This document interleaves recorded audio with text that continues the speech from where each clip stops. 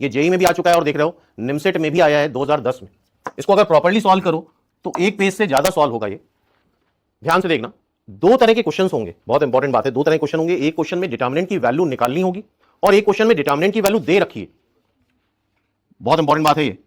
In this question determinant की value दे रखी है, दैट इज 0। क्या दे रखी है? 0 दे रखी है।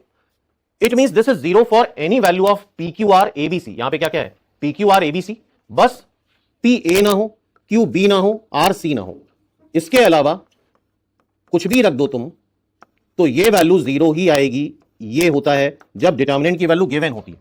डिटर्मिनेंट की वैल्यू गिवन होती है। अगर ये कंडीशन नहीं भी दी होती तो हम ये बोलते हैं यार पी क्यू आर कुछ भी रख दो, एबीसी कुछ भी रख दो, ये 0 आएगा। That's it. क्लियर है? यहां तक बात समझ में आ रही है? दूसरी बात, दूसरी इंपॉर्टेंट बात, हमें ये निकालना है तो ऑब्वियसली पी को तुम ए नहीं रख सकते, क्यू को बी नहीं रख सकते, आर को सी नहीं रख सकते, अदरवाइज डिनोमिनेटर 0 हो जाएगा और ये चीज अनडिफाइंड हो जाएगी। तो ये अगर नहीं भी दिया होता तो भी तुम पी को ए नहीं रख सकते, क्यू को बी नहीं रख सकते, आर को सी नहीं रख सकते। दूसरी इंपॉर्टेंट बात क्या? डिटर्मिनेंट की वैल्यू अगर दे रखी है तो तुम बिल्कुल 100% हिट एंड ट्रायल मेथड लगाओ, पूरा सॉल्व करने की जरूरत नहीं है इन जनरल। अब देखो, किसी भी डिटर्मिनेंट की वैल्यू 0 कब होती है? किसी भी डिटर्मिनेंट की वैल्यू 0 तब होती है जब दो रोज प्रोपोर्शनल हो, या दो रोज आइडेंटिकल हो, या दो रोज या एक रो 0 हो। कोई भी एक रो 0 कर दो, तो कोई भी एक रो पकड़ लो।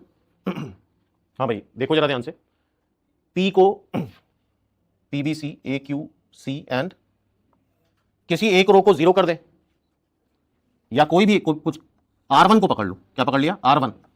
R1 के सारे एलिमेंट 0 कर दो, तो क्या वैल्यू ऑफ डिटर्मिनेंट 0 आ जाएगी?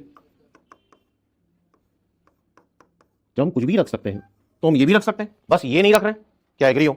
P को 0 कर दिया, B को 0 कर दिया, C को 0 कर दिया, इस बात पे एग्री हो? किसी भी एक रो या किसी भी एक कॉलम को 0 कर दो अकॉर्डिंग टू योर कन्वीनियंस या according to your requirement. P को जरा 0 करो, क्या आ गया? ये 0 आ गया, बोलो। B को 0 करो तो क्या ये Q बाई Q आएगा? Q by Q is 1। C को 0 करो R बाई R, क्या आंसर 2 आ गया? 4 इज द आंसर।